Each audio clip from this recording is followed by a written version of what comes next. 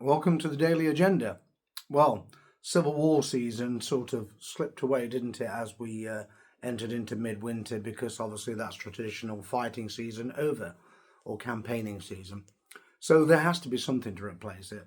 And so the mania that's replaced it has simply been whipped up frenetically, in truth, this last week in particular, but also in the previous 2 weeks as we neared towards the end of the battle for Pokrovsk in Ukraine, in Donbass, which the Russians claim is theirs, obviously, and they've taken it by force or recaptured it by force, whichever way you want to look at it. And of course, that's the reason for all of this. I can put this frenzy of propaganda and fairy tales that have been plastered all over social media. It's been quite amusing watching it. I predicted it would happen. So, the fairy tale now, I guess you could say, and I think it is a fairy tale, quite frankly, is will Europe go to war with Russia because Russia has said, or Putin has said, oh, well, we're ready for war with Russia at any moment in time? Well, actually, he didn't really say that at all, did he? What he said was, if Europe wants to go to war with Russia, then Russia will go to war with Europe, and that it's ready technically to do so. But the the great difficulty with all of this, of course, as usual, is this tumult of fantasy propaganda all over the Western mainstream media.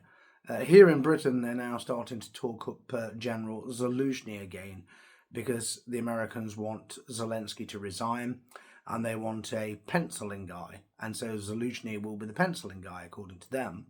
And then there'll be elections because that's what the Russians demand. And then there'll be a new leader who will lead probably everything west of the Dnieper. But as things stand, with the Russians taking so much territory so rapidly, the Ukrainian defensive belt is going to collapse probably, I would say, before March. And so the European globalists, they want to do this great saber rattling routine. We must put troops on the ground in Russia. We must do this. We must do that in Ukraine. We must stop the Russians, etc., from invading Western Europe. Well, I don't think the Russians really have any capacity, military capacity, to invade Western Europe. There certainly could never be a seaborne invasion of Britain. There could be air attacks quite easily, and in fact, they wouldn't even need to use fast air assets, to just use hypersonic missiles, quite frankly. That would be the easiest thing to do, and Britain couldn't stop them in any way, shape, or form, nor could the United States, and nor could anyone else in Europe. So all of this war talk is just absolute nonsense. And Putin has never said at all that he intends to invade Europe or any other part of Europe, other than that he will defend Russian interests against NATO. Because whichever way you look at it, this has been a war between NATO-controlled Ukraine and Russia. And that's the way it was always going to be. In fact, in October 2019, I actually predicted this war would happen, sadly, as I was always opposed to it and didn't want to see it happen, which is the reason why I got involved in the, I guess you could say, the dilemma in Ukraine in 2013 right through to 2015, which, as many viewers here on the Daily Agenda will know, ended in the way that it did in Barcelona. And thereafter I was absolutely determined not to cover it ever again. But the reason why I'm covering it tonight is because it has literally replaced the Civil War mania that we had for weeks and months all the way through late spring and the whole of summer, right into mid-autumn, and now of course the steam's run out of that one, so we've got to have some other fear porn, and now it's war with Russia. How likely is it? Well, anything could happen. Never underestimate the wildcard factor. Absolutely anything could happen. But is Moscow planning to invade Europe? No, never in a million years. Do they have a tactical blueprint of what they would need to do if it came to war with the Europeans? Absolutely, of course they do. Yes, there's absolutely no doubt about that. And so do the Europeans. The difference is, of course, that the Europeans are in an absolutely appalling state, both economically, particularly politically, and militarily. Basically, they've become a joke. And the thought that the minuscule British army that the entirety of it can't even fit into Wembley Stadium. Same with the French army. These are the two leading malefactors demanding war, troops on the ground, etc. Let's fight Russia. And then, of course, a lot of the Germans this week seem to have lost the plot completely. We're going to be at war with Russia soon. It'll be Operation Barbarossa 2, will it? That's what I'm seeing on social media. Absolutely ludicrous mania. But logistically, Europe can't do anything without the United States, the occupying power since May 1945. So Europe is in no position to do anything. And if you want to look at it in the nuclear context, and this is where we should all relax, because last year we had mania about nuclear war before Yuletide. The year before we had exactly the same mania. And I think we probably did the year before that as well. We've had this mania so many times, it's difficult to keep track of. But in truth, mania is exactly what it is. So if you look at the British so-called independent nuclear deterrent, it's not independent. Britain can't launch any nuclear warheads without consent of the US administration and the Pentagon. And that is just fact. So Britain won't be going into any war, certainly not a nuclear war with Russia. France, you must be joking. I mean, Macron is one of the biggest blowhards on the face of this earth. But he's not actually going to do anything meaningful other than waffle. His popularity levels are around about 10%, same as Keir Starmer. Merz in Germany, he's around about 18%, is it? 15 to 18%. And all of these European globalists are very, very unpopular with their host populations. In truth, there's almost no support for them. But, this rabid, fanatical, we need to take on Russia, we need to fight Russia, etc. And, there's going to be war with Russia. There won't be war with Russia at all. What I said on Twitter, or X.com, as it's now known, about 3 months ago was, when Pacross falls, the Western political elite will just go into meltdown. The reason why is because Pacross is a main logistical hub, and it's now in Russian hands. And the road to the Dnieper increasingly now looks almost wide open as the Ukrainians, begin to retreat. And of course, the sheer extent of the desertions, not to mention the fatalities and the casualties, it must be truly concerning for their military high command. And then, of course, we have 77 of Zelensky's officials under investigation for stealing money donated by the West, which in total I think is running around about $500 billion, isn't it? If you put it into the dollars context in terms of what Britain has foolishly given, what the European Union has foolishly given, and of course, the US administration under the Biden regime. But then Trump's continued to support them as well. Let's be perfectly clear about that. This is the Donald Trump who Colonel McGregor said on the Galloway show, George Galloway's show, that Moats, I think he calls it, the mother of all talk shows. I'd like to see the father of all talk shows, and then we can have a complete picture, and then we could see the son of all talk shows, maybe even the daughter of all talk shows, and so on and so forth, et al. But anyway, it's just me taking the piss, as usual. And so he called Trump an appalling man. Yes, well, that's what you get for being suckered by Trump, isn't it? I said that as well, it's like these clowns who support fake Farage, who once thought Putin was the greatest man in the world, only to retract, everything he said, apparently, because that's what Nigel always does, a massive U-turn, because he's a driving instructor. In political terms, he does more U-turns than a driving instructor. In fact, he could teach every driving instructor in this country how to expertise the art of U-turns. But anyway, the simple truth is, we're not in any position to fight Russia. We're certainly not in a position to fight them militarily. Economically, not a chance. I mean, we've wasted so far, is it 34 billion on this entire red herring project? Absolutely. In a war that need never have happened and shouldn't have happened. And I condemn all of the people responsible for causing that war. And that's not virtue signalling either. That's what I said in 2014, 2015, that it should never lead to an outright conflagration. But the simple truth is, All of the people I interviewed in the Ukrainian Spets battalions, neo-Nazi Spets battalions back then, were absolutely mad keen for war with Russia. And they wanted it to happen, and I predicted to them what the outcome of that war would be, that it would end in total military defeat for Ukraine. They believed not, because they thought NATO would rescue them. Well, it hasn't happened, has it? You know, NATO has expended a great amount of military resources, and the West in total, the collective West, has spent a huge sum of money, a lot of which has been pilfered by corrupt officials. And then we also have to look at the back channel, you know, because the Biden family was just organised crime, wasn't it, quite frankly, most of which was suppressed by the FBI. And apparently it's now a thoroughly clean FBI, according to Kush Patel. And if you believe that, you'll believe that Valhalla, that island, a mysterious island in the Witness Protection Program, actually exists. You know, the place where they claim Charlie Kirk's gone. Yeah, all right, whatever. You know, it's about as credible as the Russians having to take microchips out of washing machines because their armaments program was in such a desperate state, they just couldn't produce microchips, and they had to rape all of the washing machines in Russia, you know, to make their missiles work. I don't know, it's just, honestly, come on. And this is what we're dealing with. The people responsible for hatching these fairy tales are the same people spinning this, there's going to be war with Putin. Does Putin have any intention to attack Western Europe? I don't think so at all, in any way, shape or form. How could he possibly gain from it? What could he gain from it? There's nothing here that Russia actually needs. This is not Joseph Stalin with the tank armies and motorized infantry divisions of the Red Army.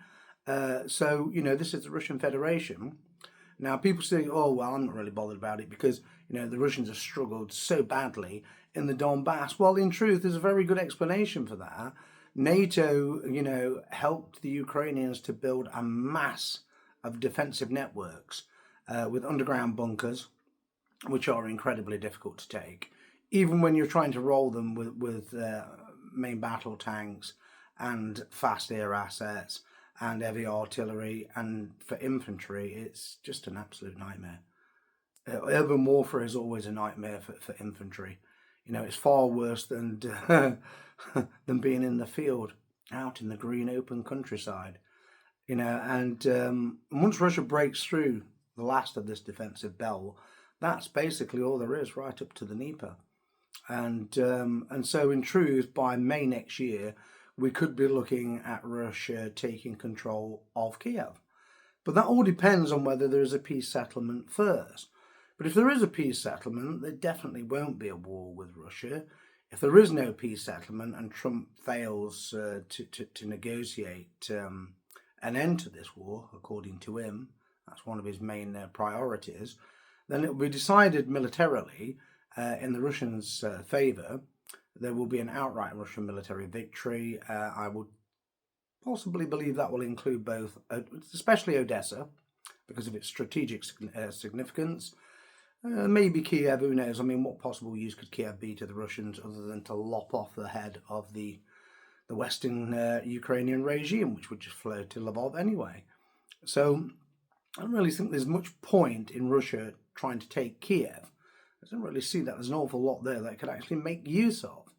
But anyway, who knows? Quite frankly, I don't have a crystal ball to see exactly what's going to happen in the future. But what I can say is there is absolutely no logistical or economic gain for Russia occupying anywhere else in Europe unless those European nations attack Russia. Then, of course, the Russians will respond militarily. And that will be conventionally at first. And if there is a major escalation, it could lead to primary escalation. However, very, very, very unlikely. And so, therefore, I would ask people, you know, to calm down and stop feeding into all of this. Oh, the Civil War has been replaced by a war with Russia. Yeah, well, people say it's a distraction tactic. Well, it's not entirely a distraction tactic. It's simply the fact that Civil War mania ran out of steam because it's almost midwinter. But you can be absolutely certain that come late spring next year, 2026, it'll all start up again. because the clickbait mania dictates that from YouTube revenue, it will have to start again because these people need to rake in the money that they are doing from YouTube. I mean, some of them are earning 10 grand a month spinning this crap. You know, some of them are earning more than that. And that's all it is. It's clickbait crap. Entertainment for the Joes, basically, for the lemmings. And I'm not a lemming and I don't ever intend to become one. And so therefore, is there a real prospect of a war with Russia? It could happen. But a real prospect of it happening, is it highly likely? It's highly unlikely. I mean, what on earth does the West have to fight with? Economically, it's almost on its last leg. I mean, Britain is, in a dire state economically, and all the mood music here is swinging towards getting rid of Starmer, toppling his regime within the next few months. I'm not talking about an insurrection here. I'm talking about the Labour Party replacing him, just so they don't get that typically paranoid about what I'm saying. I have to be perfectly clear about it. And so therefore, who else could do it? I mean, Germany's an appalling state economically, politically and militarily. And it has no nuclear deterrent. What could it do? Poland, yeah, of course. I mean, they hate the Russians. We all know this. Absolutely, yeah. But hatred alone, is that enough? No, absolutely not. In fact, that hatred is the very reason why it should never happen, and why we should seek a negotiated settlement. And I'm completely in favour of a negotiated peaceful settlement to the Ukraine-Russia war, because I was never in favour of it anyway. And I remember that dark, horrible evening in Barcelona, in September 2015 vividly, when I was sat near the government buildings and beautiful music was playing in the background from a church, and it was just so sad. And there I thought, I can see here now very clearly the end of Europe. I mean, Europe has major problems of another nature, doesn't it? Forget being invaded by Russia. We're being invaded by mass immigration. All of it orchestrated. Our economies are in freefall, quite frankly, and crime is out of control. Balkanization is happening all over Europe, caused by mass immigration. You have to put it into a proper context. I mean, who is really invading Britain? I mean, the Russians aren't invading Britain. They have no intentions of invading Britain, but there's an invasion of Britain going on in the English Channel, orchestrated by the HM government in cooperation and concert with the French government. That's the invasion that everyone should be concerned about, not any possible Russian invasion in, northeast Scotland, or probably, Tyneside. I mean, come on, get a grip. Let's get a grip on reality, all of this nonsense. That's what it is. It's nonsense. And I can tell you for a fact that despite all the, the buffoonery and all the blowhards, Russia, in conventional terms, does not have a land army, nor can it assemble a land army to invade and seize the whole of Europe. It's just nonsense. And even if they did, what would they gain from it? Russia is a country, an enormous country of vast natural resources. There's nothing here in Europe that they actually need. If anything, as George Galloway opined today, and I said it myself, in 2019, this war will end with a strategic military victory for the Russians, and it will leave Putin in a position of an imperious Roman imperator looking out over Europe, knowing that he can dominate any of them, economically and militarily. And that's the position that the European globalists have put themselves in. And whilst ever Trump is in power, and I think it'd be most likely that, at the next presidential election, he'll be replaced by Vance or possibly Rubio. Who knows? And the Republicans will get in again, which means there'll be no real change, and the European globalists won't get what they want. So any possibility of the Americans supporting the Europeans in a war against Russia? Absolutely not. I mean, this is one of the things Colonel McGregor said about Trump, being an appalling man. In terms of what he said, he said, well, if you want to go to war with Russia, no problem at all, we'll sell you the weapons. That's right, that's his callous disregard for human life. He doesn't care, he's not interested. It's like all these clowns here who think, oh, Trump's going to save us. Trump is not going to do anything. He was never going to do anything of the sort. He doesn't give a damn. It's just hot air, waffle, and prattle. And the Pratts, talking of prattle, needs to stop prattling about all of this war with Russia. Because, we had months of civil war mania. Now is it going to replace with Russian war mania? Because we're in the dark, dismal winter months when people are much more susceptible to this type of propaganda. In the summer months, they're much more susceptible to internal issues, And so the clickbaitometer will swing back, as I said, to civil war, providing we don't all get, wiped out in a war with Russia before then. But in truth, I would like to see a negotiated settlement to bring this terrible war to an end, a war which should never have happened. I think we all know the reason why and how it happened and who's responsible for it. But in truth, no, I don't think there is any real prospect of a war by design. There is a lust for it, certainly here amongst the Western globalists, the European globalists. They're demented, quite frankly. But they're just not in touch with reality. And they can promote Zelensky all they want in the Daily Telegraph to replace Zelensky. That's fair enough, no problem at all, to bring about a peace settlement. But Zelensky himself, is he likely to win a presidential election? Well, he could. We'd have to see if there is a presidential election to that effect. But if Zelensky does win, then you can just say straight away, that Zelensky is MI6's man running what's left of Ukraine. And will they stop trying to incite conflict with Russia? Absolutely not. Not until every single globalist is swept from power in Western Europe. That's when this ends. And it will not end until then. But the likelihood of them actually going to war against Russia before that time, by accident is the only way that could happen. By design, they don't stand a chance. They don't stand a chance at all. Because the Americans aren't going to put their forces on the ground, and they're certainly not going to put their formidable air power into it. And frankly, the Russians could sweep the board with Western air power very quickly. The moment they get across the Russian border, the majority of them will be shot down by S-400s. So it's just puerile talking about this nonsense. And once the air power's gone, the conventional forces are unprotected anyway. And then they'd be introduced to a wholly different type of warfare. I don't doubt for 1 minute that the Poles and the Finns would fight fanatically, but for what? For what exactly? What is it going to achieve? Absolutely nothing other than the ruination of their nations. And as I said, there's nothing in Finland or Poland or Romania or Hungary that the Russians actually need.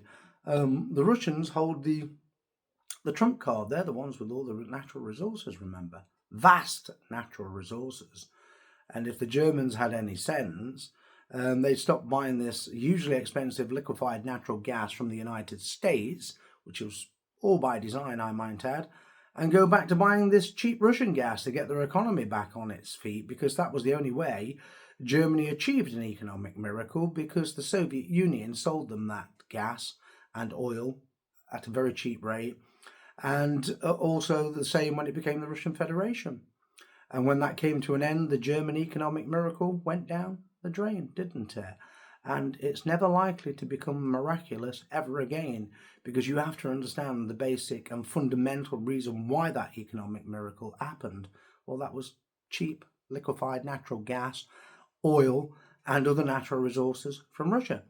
And don't go thinking Britain, is immune to this. No, you remember Margaret Thatcher, the coal snatcher? Yes, now, when she was busily destroying the mining industry here to destroy the National Union of Mine Workers, she was importing vast sums of coal from the Soviet Union, whilst ranting about the Soviet Union being, a despotic, evil regime in league with Ronald Reagan, and paying them large sums of money for coal. So just remember, look into the looking glass of recent history, and it's all bullshit, quite frankly. It's all raging hypocrisy. There is no doubt at all that these European globalists would love a war with Russia, but the simple truth is they're all cowards as well, and every single one of them would be taken out in that war. And so, what's in it for them? There's nothing in it for them either, is there? I mean, in truth, Europe collectively, without the United States, couldn't fight its way out of a wet paper bag. Putin knows that, the Chinese know it, and the Americans definitely know it, but they're just happy to maintain the occupation of Europe to keep bleeding it dry of its financial resources for very expensive American resources, which in truth Europe shouldn't be buying. It should be buying them from elsewhere. But, that's my opinion, isn't it, for what it's worth?